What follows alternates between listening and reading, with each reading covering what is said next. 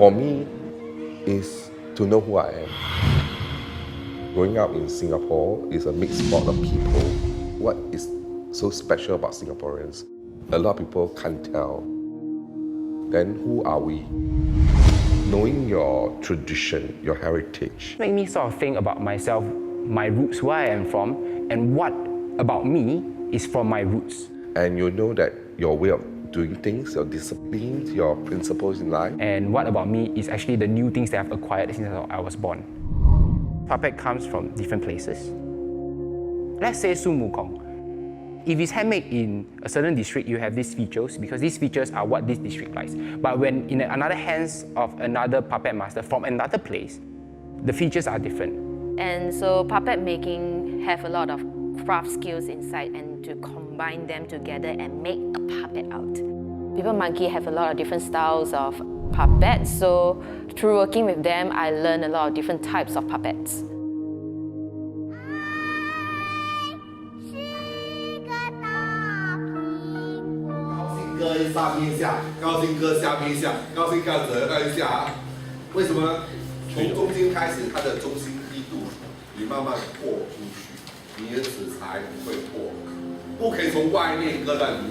I have been doing puppetry about 20 over years.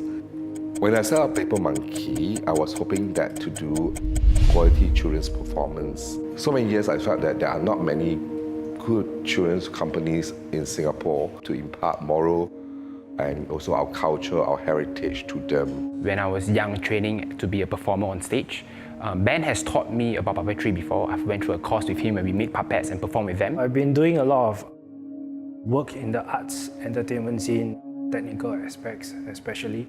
And this is just a natural extension. I do some puppet making projects with Paper Monkey, and I do some shows with them as well. I love the knowledge from the tradition puppets, like how you warm up your fingers before you do hand puppet, how the way they walk. In Chinese theatre, most of the puppetry form will follow wayang. So we classify according roles of 生旦净末丑, the male role, the female role, the old man or old women role, the clown role, and the painted faces. Let's put it this way, as a female, you can see that it's very subtle. But male and clown, oh,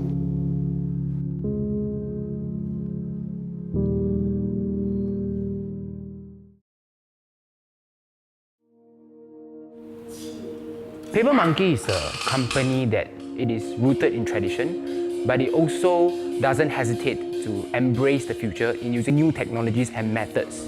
So this traditional thing has sort of evolved into the semi-traditional and semi-futuristic thing. if we don't develop a certain art form, it will just stay stagnant. And when it becomes stagnant, then you will be rejected by society, and you only go to a museum and see them. So they don't even talk in falsetto. Ladies usually very high note. We bring it down because then the young people can be more acceptable. When I perform inside, I don't feel like I'm a traditional puppet performer.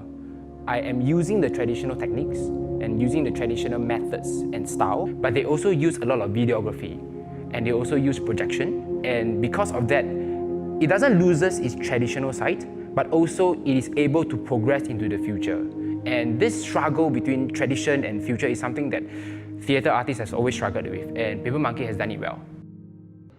The difficulties about it is that rope puppet, where you have to hold on to like 1.2 kg up, and then you need to take very long, so you need to hold on to it and perform to the audience. This time and age, we don't have the time to train ourselves to be the expertise. So somehow we need to try to juggle away that although we are not that pro, we still can put on a performance under the guidance of a master. Every show to us is all precious.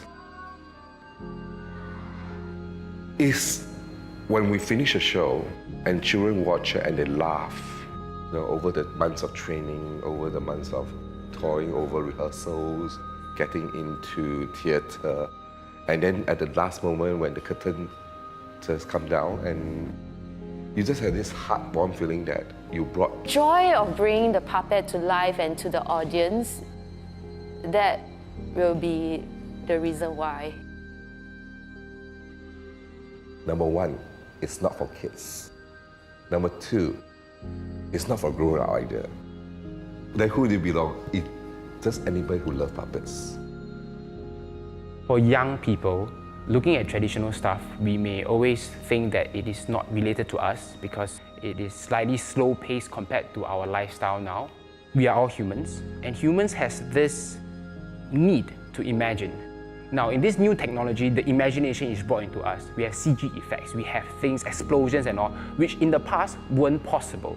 So in the past, they used a lot of things like puppetry, which require us to use our imagination to imagine that the puppet is flying, to imagine that there are actually fireworks and flames around the area. Whereas nowadays, we see that immediately. The traditional art forms, they are not art forms that exist for about 10 to 20 years.